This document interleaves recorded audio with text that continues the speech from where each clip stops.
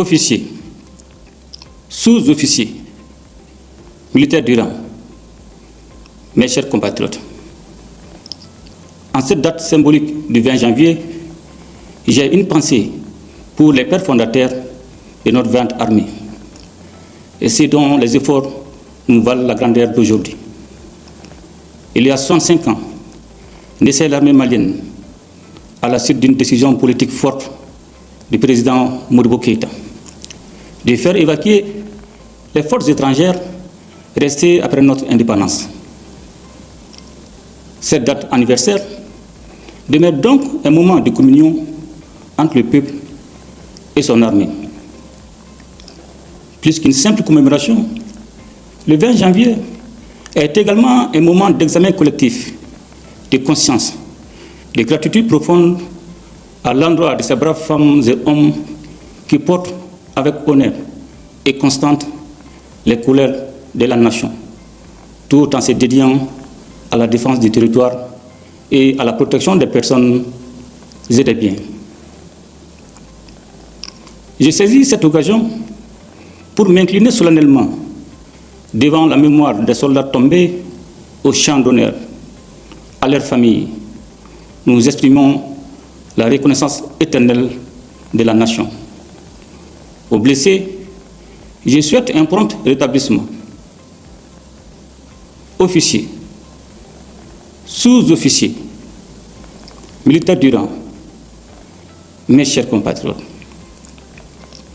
il me plaît de rappeler ici que l'armée continue d'encourager des succès sur les différentes théâtres d'opération. En effet, les réformes indispensables engagées au profit des forces armées et de sécurité nous ont permis de disposer d'une armée aguerrie et professionnelle, avec des capacités opérationnelles nettement améliorées. La création de nouvelles unités combattantes, plus flexibles, découle de notre volonté permanente d'adapter les potentiels militaires à la nature de la menace. Cette nouvelle posture constitue une avancée majeure, tant elle contribue à la consolidation du dispositif opérationnel existant, mais améliore également la gestion du cycle opérationnel au regard de l'intensité des engagements.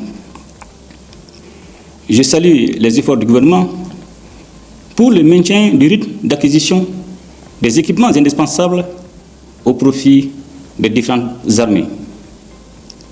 La dynamique opérationnelle a changé de manière décisive avec des équipements modernes, des effectifs renforcés, une formation exigeante, une doctrine qui s'adapte à la nature évolutive des menaces de notre époque. La montée en puissance des FAMA est désormais indéniable. En 2026, cette tendance se poursuivra avec détermination à travers l'accroissement des effectifs, la création de nouvelles unités pour assurer une protection de proximité à nos populations. De nouveaux camps verront le jour, notamment à Douila, à Nyoro et à Konobuku, consolidant ainsi la présence de l'État sur l'ensemble du territoire. Le génie militaire, doté de moyens accrus, participera à la constitution d'infrastructures essentielles au développement. Le démarrage de l'industrie militaire nationale marquera une étape décisive vers l'autonomie stratégique. L'opérationnalisation prochaine de l'hôpital militaire de Banankoro, également hôpital d'instruction, contribuera au renforcement des dispositifs sanitaires déjà existants et réduira sensiblement les évacuations sanitaires vers l'étranger. Officiers, sous-officiers, militaires du rang, mes chers compatriotes, nous gardons en mémoire le défilé militaire du 22 septembre 2025, moment de fierté nationale où l'armée et le peuple ont communié dans une même espérance. Ce moment a également permis de magnifier les efforts consentis par le peuple malien pour son outil de défense. Sur le terrain, les résultats sont éloquents. Nos opérations ont permis de démanteler des sanctuaires terroristes, de sécuriser des zones vitales, de neutraliser des chefs terroristes et de provoquer l'application d'autres. Dans ce cadre, et conformément aux exigences de notre contexte, la poursuite du plan Dugoukoloko demeure une priorité, avec le redéploiement d'efforts sur l'ensemble du territoire national et la conduite avec détermination et professionnalisme des opérations majeures qui en découlent, notamment que les TIGI pour la recherche et la destruction des sanctuaires terroristes. L'opération Dugoukoloko a enregistré des succès majeurs, favorisant le retour progressif des services sociaux de base dans les zones libérées. Je voudrais ici adresser à nos forces armées et de sécurité mes vives félicitations et leur témoigner la reconnaissance de la nation pour la sécurisation exemplaire de la bien-être artistique et culturelle et pour leur contribution au succès de la deuxième session du Collège des chefs d'État de l'AES, ainsi que la protection héroïque des convois de ravitaillement en carburant, assurant la résilience de notre économie face aux tentatives d'asphyxie. Les bravoures honorent la nation et portent les germes d'un lendemain meilleur pour notre pays. Je note avec satisfaction la conduite par les forces armées et de sécurité des activités civilo-militaires en faveur des populations à l'occasion des engagements. Officiers, sous-officiers, militaires du rang, mes chers compatriotes, nous ne sommes plus dans une guerre classique, nous faisons face à une guerre hybride, mouvante, insidieuse, qui épouse les contours de la géopolitique mondiale et les intérêts cyniques des sponsors étatiques. Les groupes terroristes, avec l'appui de ces sponsors, ont changé de mode opératoire. Leur objectif est désormais de viser nos infrastructures stratégiques et d'étouffer notre économie. La bataille ne se passe plus uniquement sur le terrain militaire, elle se joue aussi dans les esprits. La désinformation, la manipulation, les campagnes de démoralisation sont devenues des armes transformant de fait le champ informationnel en un véritable théâtre d'opération. Face à cette nouvelle donne, notre armée s'est adaptée. Elle a renforcé son dispositif de communication en modernisant ses méthodes. Le renforcement des capacités de nos forces armées ne se limite pas à l'acquisition d'équipements. Il répond à une vision politique globale, celle d'un Mali fort, stable et souverain.